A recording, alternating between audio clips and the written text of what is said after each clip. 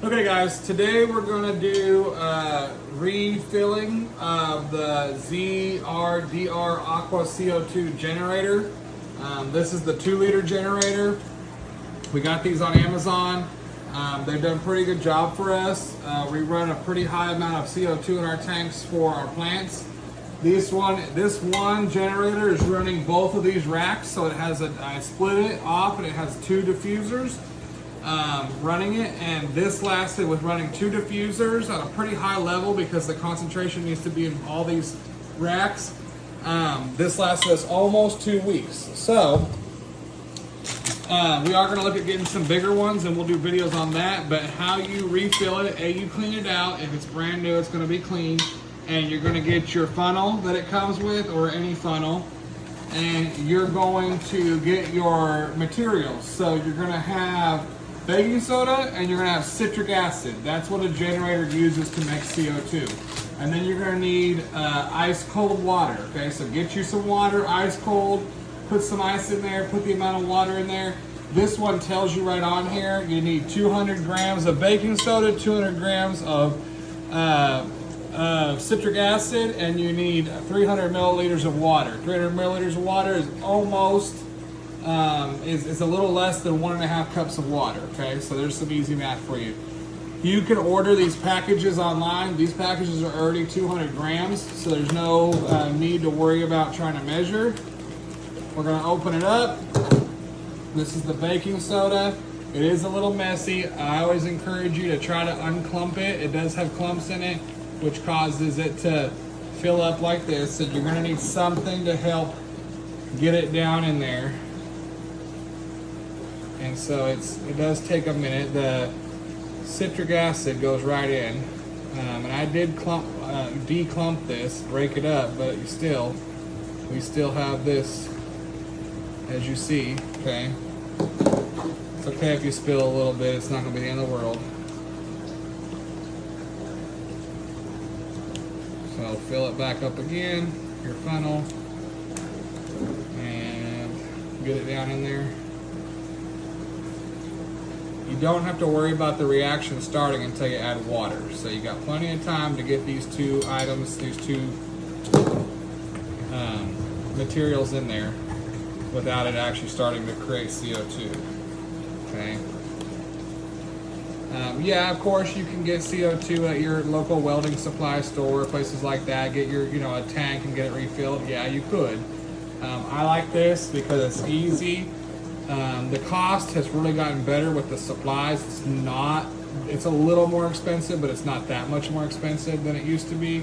And so it allows us, for example, tonight, this has ran out. I don't have a backup ready to go, and I also can't run down to a supply store to get CO2.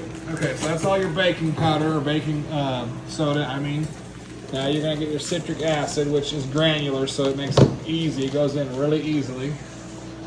You're just going to pour that in, no problem. It's going to go right in without an issue. Okay. Now you got all that in there. Make sure you have your regulator ready to go on hand. Your bubble counter. If you are using a bubble counter, make sure the bubble counter has fluid in it. This one is a little tight. There we go. And so make sure your bubble counter has fluid in it. So I need to put a little bit of fluid in mine. So just 1 second, I'll be right back. Okay, and we're back.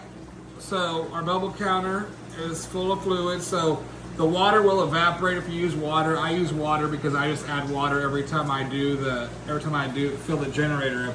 You can get glycerin and put in here, and then it won't evaporate. Up to you. Mine has the solenoid that runs on the timer, so you got all that. You have your needle valve and you have your pressure valve, okay? Like I said, this is by ZRDR Aqua, is the brand. This is the most inexpensive one on Amazon. So have this ready because you're gonna, as soon as we pour this water in here, the reaction's gonna start. Okay, so now, you'll like this, and you get it all swirled around in there. Now you're going to get your funnel back. You're going to tilt it at an angle, okay? and you're gonna pour your water in, and you need to pour it in pretty steadily because again, you gotta get that reaction. It's gonna start as soon as that water hits it. It's gonna start making that reaction. So you're gonna pour your water in, and the ice was more than what the water was, so that's fine. So you're gonna pull it out, and you're gonna go ahead and put your regulator on. You can already hear it already. It's starting to create pressure because I can't get this thing on there. So it does kind of have to be up. It's going to push on it, so you got to kind of get it on there because it's going to want to not go on because of the pressure.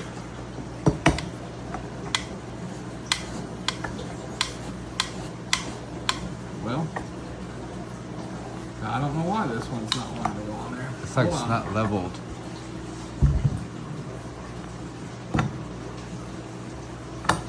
There it goes. Okay. Because it starts right away, it's already hissing. Okay. Now one trick, so get that finger tight. You don't need to get crazy with it. One thing I learned is go like this. Okay. You don't want to flip it on its side. You don't want to shake it because it creates foam on the inside. When the reaction happens, it creates the CO2. So you don't want to do those things. You're going to see it's already starting to get cold.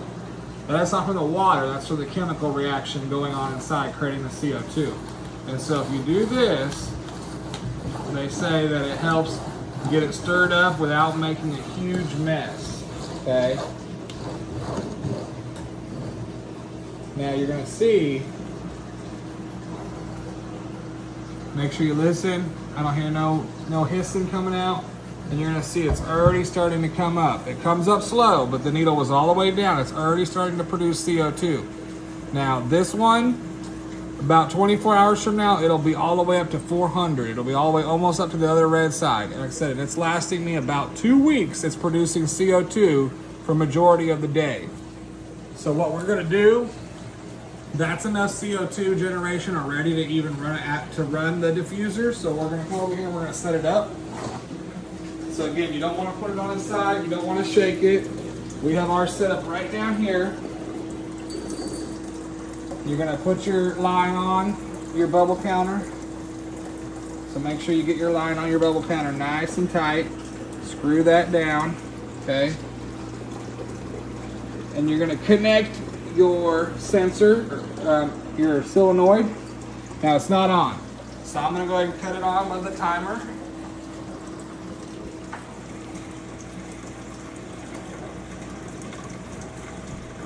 And you're going to see it's going to click on. Now you're going to see, you see it already creating bubbles. So it's already generating CO2 in that short amount of time. The solenoid is on. I did not touch the needle valve. The needle valve is in the same location it was because I maintained that amount of CO2 coming out. And it will start pushing through the system and pressurizing the system. And then you'll see CO2 coming out of our diffusers. You have to give it a minute to pressure up. It's not there yet.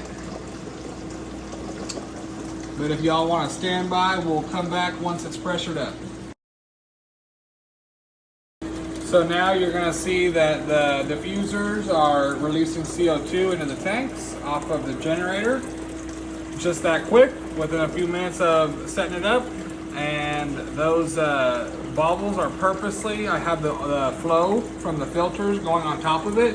And that is to disperse the CO2 bubbles into the tank versus letting them go straight up and pop. You want them to stay in the water column. And so just like this one also has a little bit of bubbles. It's not as strong. And so it's just getting going, but they also are the same way. They have the bubbles going throughout the tank, and this keeps our CO2 levels up. So yeah.